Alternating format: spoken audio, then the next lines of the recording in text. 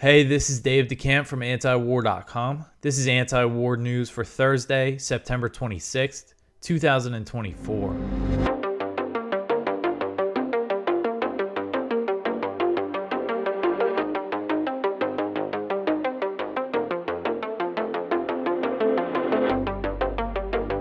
All right, the first story at the top of antiwar.com today. Israel is preparing for a ground offensive in Lebanon. So Lieutenant General Herzi Halevi, Chief of Staff of the Israeli Defense Forces, said Wednesday that the Israeli military was preparing for a potential ground offensive in Lebanon. Halevi told a group of IDF soldiers that their military boots will enter enemy territory and said Israeli airstrikes in Lebanon are part of the preparations for a ground invasion. He said, quote, "You can hear the planes above. We are attacking all day, both to prepare the area for the possibility of your entry and also to continue causing blows to Hezbollah," end quote. So Israeli airstrikes continued to pound Lebanon on Wednesday, very heavy, killing at least 72 people. So 72 people were killed in Lebanon on Wednesday, and 392 were wounded. And the latest violence brings the total number of people killed by Israel in Lebanon just this week to over 600. And as I mentioned yesterday, the Lebanese health minister said that the people killed on Monday, which was the big death toll, 558 people were killed in just one day. He said the majority, if not all of them, were civilians. And we have a lot of stories in the lower part of the page about, individual stories about people who were killed. Includes at least 2 journalists, some UN workers. So a lot of stuff like that is starting to come out. So Hezbollah has fired hundreds of rockets into Israel in response, and they fired a ballistic missile at Tel Aviv on Wednesday, and this is Hezbollah's deepest attack yet. Israel said that it intercepted the missile, which Hezbollah said targeted Mossad headquarters right outside of Tel Aviv. So Halevi referenced the ballistic missile attack in his comments about a potential ground invasion. He said, quote, "Hezbollah today expanded its range of fire. Later today, it will receive a very strong response. Today, we will continue. We do not stop. We continue to attack and continue to strike them everywhere. The goal is a very clear goal, to return the displaced residents of the north safely. To do this, we are preparing the ground maneuver," end quote. So there's all these reports about the U.S. The U.S. is in talks with Israel about a ceasefire. The U.S. is pushing for a ceasefire, but the U.S. is also backing Israel against Lebanon here, and we'll get more into that in the next story. But I just don't see any sort of diplomatic solution happening right now. But this is what Biden and Blinken are saying publicly in the Pentagon, that they're pushing for a diplomatic solution. But again, they're not changing anything when it comes to the support for Israel, which has emboldened Netanyahu to take all these escalations. All right, so the next one here, the U.S. deploys dozens of troops to Cyprus amid escalations in Lebanon. So CNN reported Wednesday that the U.S. has deployed dozens of troops to Cyprus amid Israel's dramatic escalation of its bombing campaign in Lebanon. U.S. officials said the troops are preparing for a range of contingencies, including the possibility of helping evacuate U.S. citizens from Lebanon.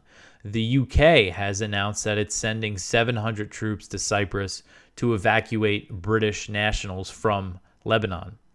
So earlier this week, the Pentagon announced that the U.S. was deploying more troops to the region, but did not specify how many.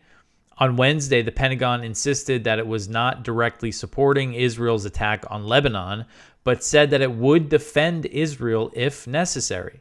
Pentagon spokeswoman Sabrina Singh said, quote, "The support that you are seeing when it comes to U.S. forces in the region is for our own force protection, and should we need to come to the defense of Israel, like we saw from that large-scale attack from Iran," end quote. So she's saying that these reinforcements are part of, a potential force to defend Israel. So, they say they're not supporting the attacks in Lebanon, but when you are pledging to defend the person, doing the attacking from any consequences that it might face because of that, you are supporting them. And of course, when you send them all these weapons that you pay for, I mean, there's so many ways that the U.S. is supporting Israel, so this idea that the U.S. isn't supporting these attacks just isn't true. And what she referenced there was when the U.S. intervened directly to intercept Iranian missiles and drones that were fired at Israel after Israel bombed the Iranian consulate in Damascus. So she was Singh also claimed that the conflict in the Middle East is still contained to Gaza, which is just completely ridiculous. I mean, that bombing, obviously Israel is still bombing Lebanon, but what we saw on Monday was one of the heaviest single days of bombing that has happened in this century. And she's up there saying, oh, the conflict is contained to Gaza. I mean, it's a complete joke. She said, quote, "We still believe right now the conflict has been contained to Gaza. There's no question that there are higher tensions in the region.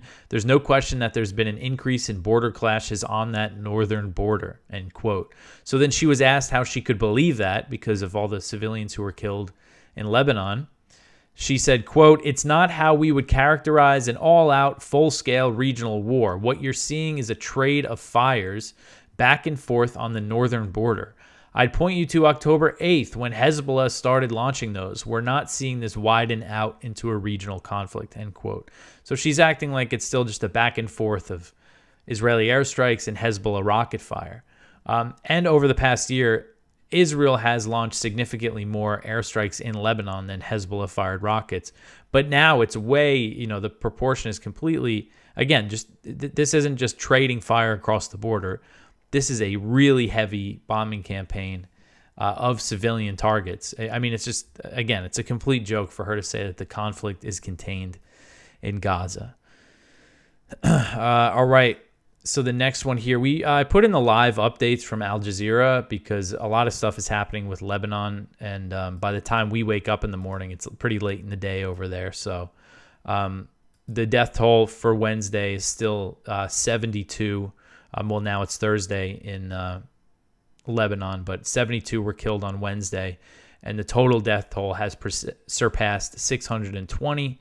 500,000 people may now have been displaced. So that's a huge number of people who have been displaced. So they have some live updates here. France says that important progress was made on the Lebanon ceasefire deal. France is proposing a 21-day ceasefire. Again, it's just hard to believe that anything like this is going to happen. And then they have a Al Jazeera reporter here basically saying that it's unclear what a diplomatic settlement would look like. And you have the Israelis saying we're going to keep going like Halevi did. Yoav Gallant spoke to Secretary of Defense Lloyd Austin and said that the time for a diplomatic settlement with Hezbollah has expired and that Israel is pursuing a more military type of procedure with a lot of force. So this is similar to what we've seen with the Gaza rhetoric, the U.S. saying, oh, we're working for a ceasefire, blah, blah, blah, two-state solution. And then you have Israel, Netanyahu saying no ceasefire, no two-state solution, not going to happen. But then you still go back to Washington and you see all the U.S. I've kind of stopped covering what U.S. officials are saying because it's just such BS these days. It's just so out of touch with what's actually happening. I mean, they're always lying, but I mean, it's just like, again, just not in touch with the reality of the situation. And I guess they expect some people to just buy what they're saying. I mean, this idea that you have all these Israeli officials threatening this, they're still bombing Lebanon, very, very heavy airstrikes, and they're saying, oh, yeah, we're working on a diplomatic solution, but you're not changing anything. All right, so the next one here, Israeli settlers publish a map of South Lebanon with Hebrew names. This article is from The Cradle. The Movement for Settlement in Southern Lebanon has published a map with the new Hebrew names for the settlements of southern Lebanon based on the current names of the Lebanese towns and villages. The Israeli movement seeks to promote the conquest, ethnic cleansing, and settlement of southern Lebanon by Israeli Jews, just as Israel has been doing in Gaza and the occupied West Bank. The map was published amid the Israeli army's massive bombing campaign in southern Lebanon that has killed over 500 in just 3 days and displaced tens of thousands. Jewish Currents reports that in the movement's worldview, quote, The Israeli settlement of southern Lebanon will begin with a war with Hezbollah, which they view not as a last resort, barring a diplomatic solution, but as the only reasonable path forward, end quote. So these settlers want war in southern Lebanon. We've seen things from, what's his name, Smotrich, the finance minister, who's a settler and in charge of West Bank settlements in the south. He's said things kind of hinting at taking over southern Lebanon. And this gets into how they justify their claims to Lebanon. They cite the book of Deuteronomy, when Moses appeals to God to allow him to enter the promised lands, and he asks, quote, "Let me go over and see the good land beyond the Jordan, that fine hill country in Lebanon," end quote. So because of that, they think it's their right to take over southern Lebanon. All right, so I want to mention our sponsor for today's show. That is the Expat Money Summit. And this is the world's largest offshore event. It is being put on by Mikkel Thorup, the host of the Expat Money Show. I did his show last year. He's a fan of antiwar.com. And at this summit, you'll learn things about being an expat, about crafting a plan B. Say you live in the U.S. or wherever you're from. Most of you live in the U.S. And say you've thought about moving to another country. This is definitely the summit for you to attend. It's entirely free. You go to expatmoneysummit.com to get your free ticket. And if you're interested in the VIP, there's VIP panels that you can get. I will be doing one of those on the risk of World War III. So if you want a discounted VIP ticket, you could click the link in the description, or you could do it through the website and put in the code anti-war. And if you're interested in foreign policy, there's going to be lots of great speakers just at the regular summit that you would be interested in seeing, including Ron Paul, Scott Horton, Tom Luongo, and many more speakers. So go to expatmoneysummit.com to get your ticket, or click the link in the description. All right, so we are going to get back into the news here. The next story, this is a very concerning story here. Putin orders changes to Russia's nuclear doctrine. So Russian President Vladimir Putin on Wednesday outlined changes that will be made to Russia's nuclear doctrine as the U.S. and NATO consider supporting long-range strikes inside Russia, long-range Ukrainian strikes inside Russia. Putin said in a meeting with the Russian Security Council that under the new doctrine, an attack on Russia by a non-nuclear state that's supported by a nuclear-armed power would be treated as a joint attack. So this is clearly a reference to NATO-supported attacks on Russian territory. They're saying that an attack on Russia by a non-nuclear state that's supported by a nuclear state would be considered a joint attack, so they would consider that an attack by a nuclear-armed power. Now, based on Putin's comments and what I saw published in Russian media, this doctrine doesn't say that would automatically trigger a nuclear response, but it just classifies what kind of attack it would consider it to be.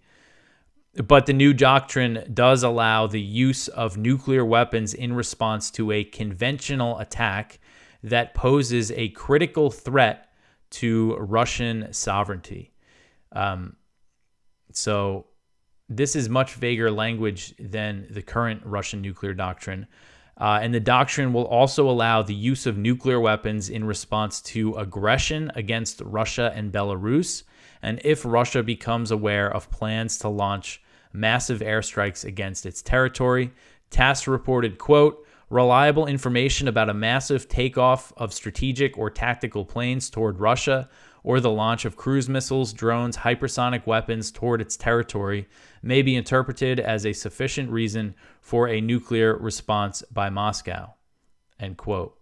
So again, this new language is more vague than Russia's current nuclear doctrine, which allows the use of nuclear weapons, quote, in response to the use of nuclear and other types of weapons of mass destruction against it or its allies, as well as in the event of aggression against the Russian Federation with the use of conventional weapons when the very existence of the state is in jeopardy, end quote. So look at the difference in the language here. The current nuclear doctrine, I don't think they've actually updated it yet, but they are going to change it. But the current nuclear doctrine allows the use of nuclear weapons in response to a nuclear attack, which makes sense, and also in response to a conventional attack where the very existence of the state of Russia is in jeopardy. So that has to be a pretty big attack. Now, the new language says that it could respond with nuclear weapons to a conventional attack that poses a critical threat to Russian sovereignty. I mean, you could argue, if you're Russian, that the Ukrainian invasion of Kursk was a critical threat to Russian sovereignty.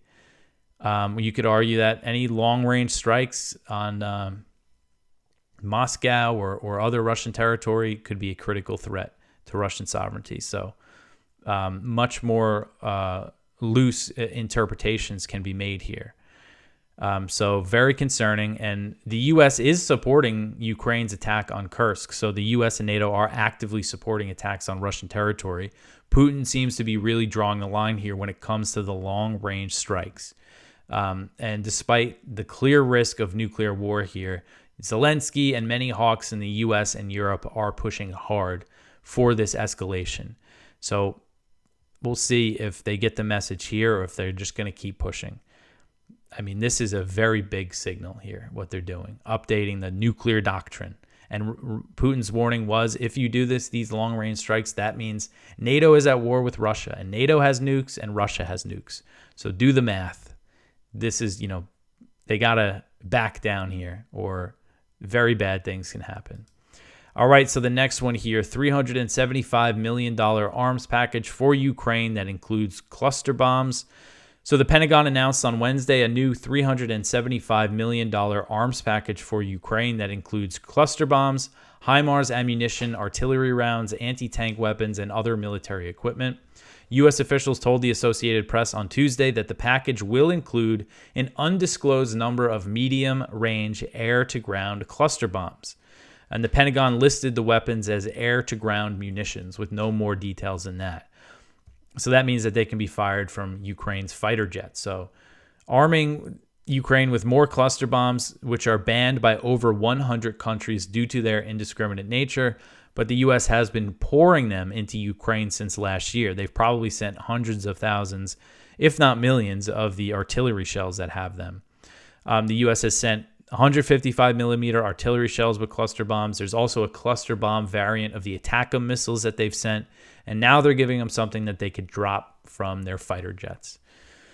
And cluster bombs scatter small submunitions over large areas, making them especially hazardous for civilians. Submunitions that don't explode immediately on impact can kill or maim civilians for decades to come, as they have in Vietnam, Cambodia, and Laos.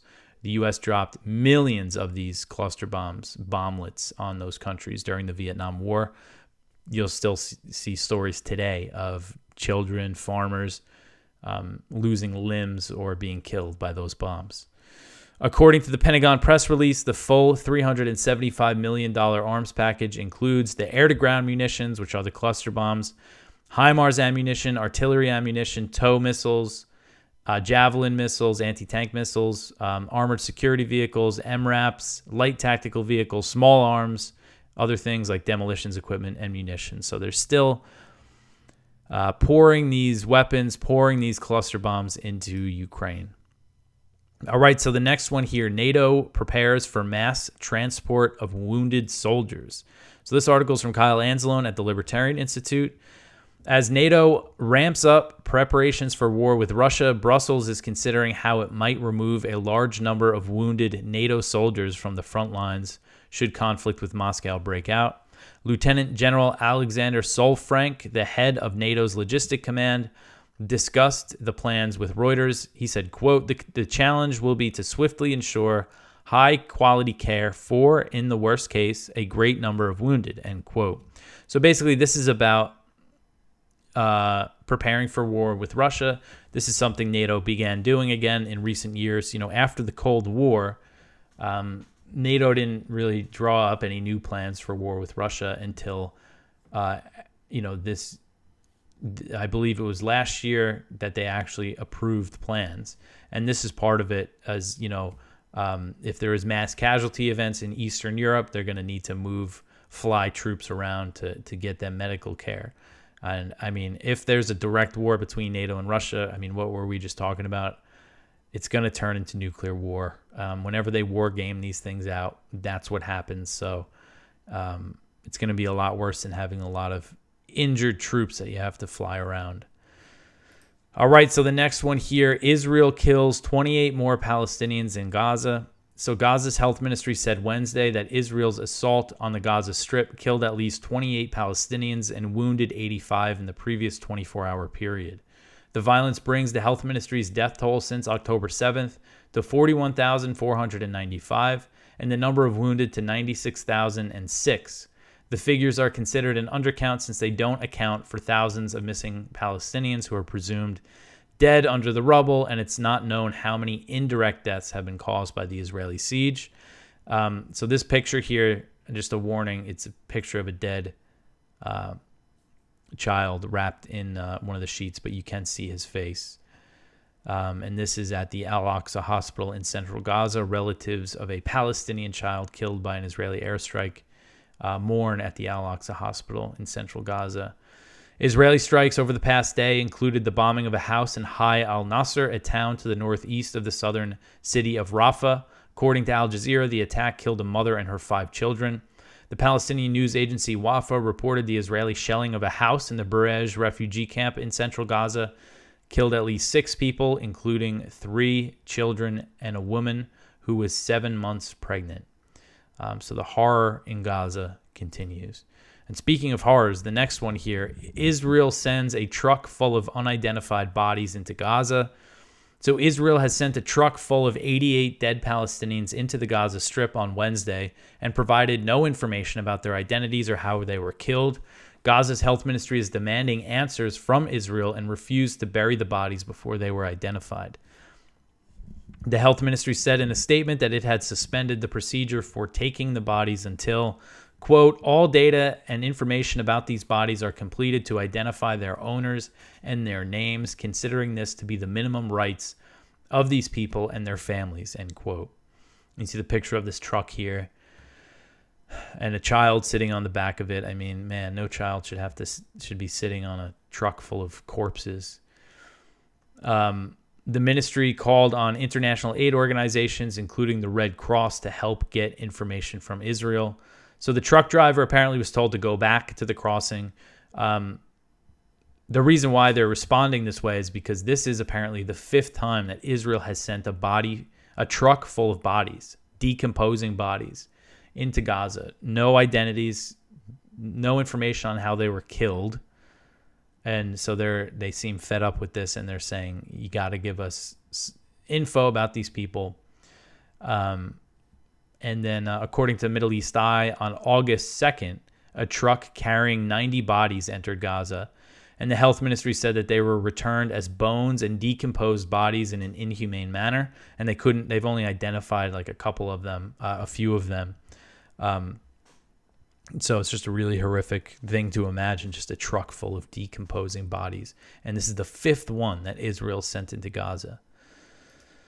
All right, so the next one here, Israeli bulldozers tear up mile after mile in the West Bank. This article is from The Cradle, based on a report from the New York Times.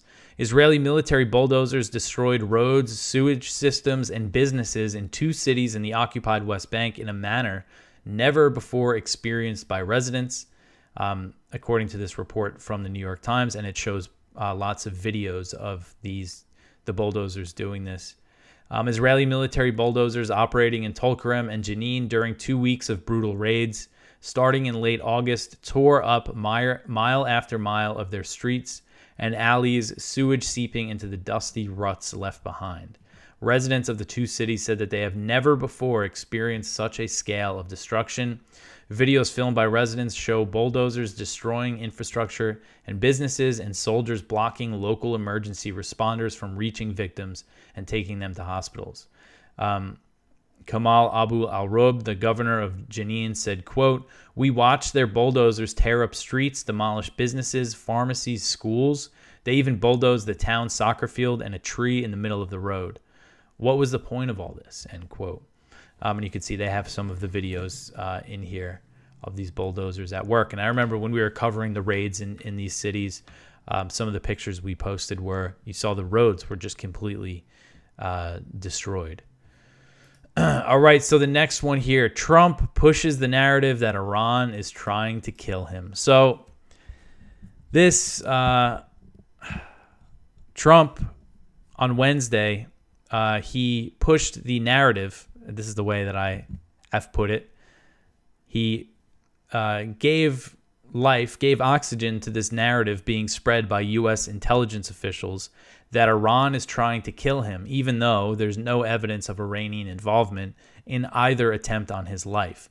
Trump's campaign said that they were briefed on the alleged Iranian threat by officials from the Office of the Director of National Intelligence, which is led by Avril Haines. So after this briefing, Trump wrote on X, quote, "Big threats on my life by Iran. The entire U.S. military is watching and waiting. Moves were already being made by Iran that didn't work out, but they will try again. Not a good situation for anyone.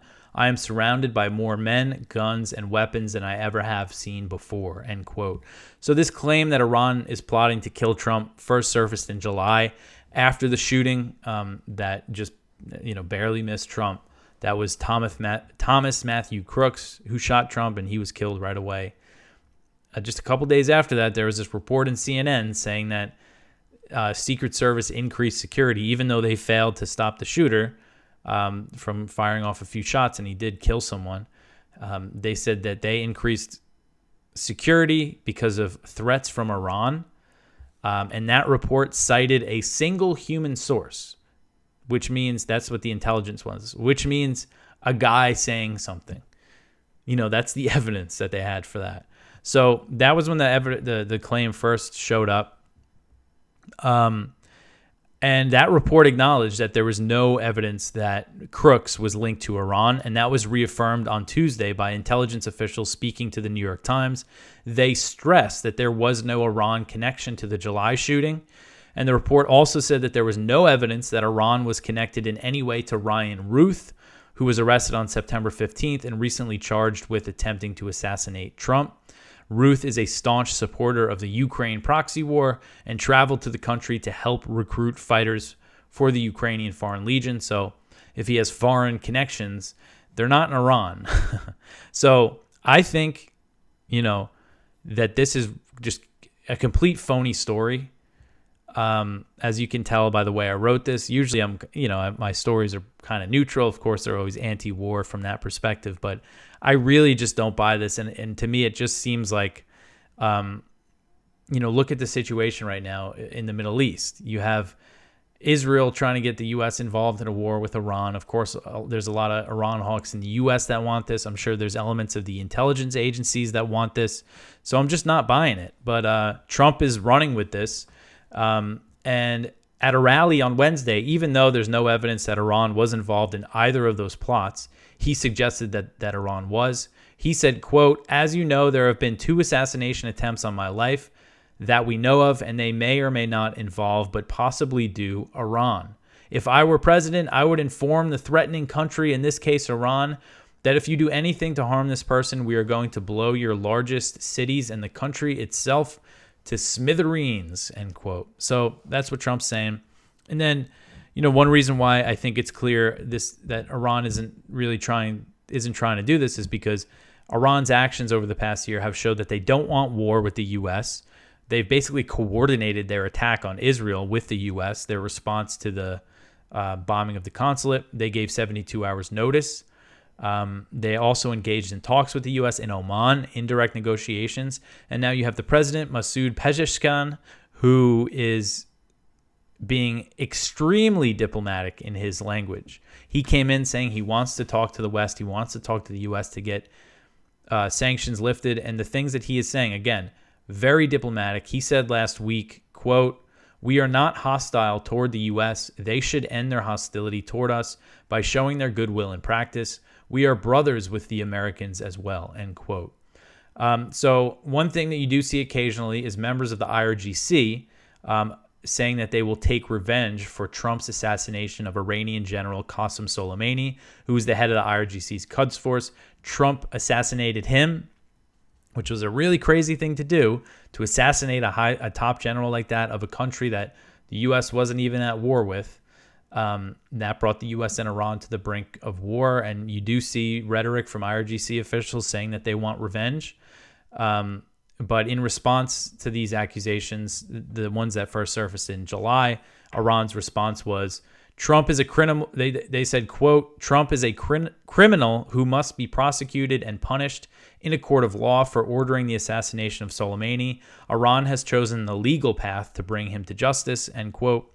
So I'm just not buying it. And, again, if they're trying to avoid war with the U.S., if they kill the leading presidential candidate or try to, and he knows about it, I mean, that could obviously very easily lead to war. So I just don't see the Ayatollah, the president, wanting to do anything like this at the moment. All right, so that is it for the news for today. Please go check out our viewpoints. One from Justin Logan. Biden is sleepwalking toward war in Ukraine and the Middle East. One from Judge Napolitano. A brief history of free speech in America. One from Dan Grazier. Time to retire the phrase military-industrial complex. One from Madeline Hall. Israel's beeper attacks are terrorism.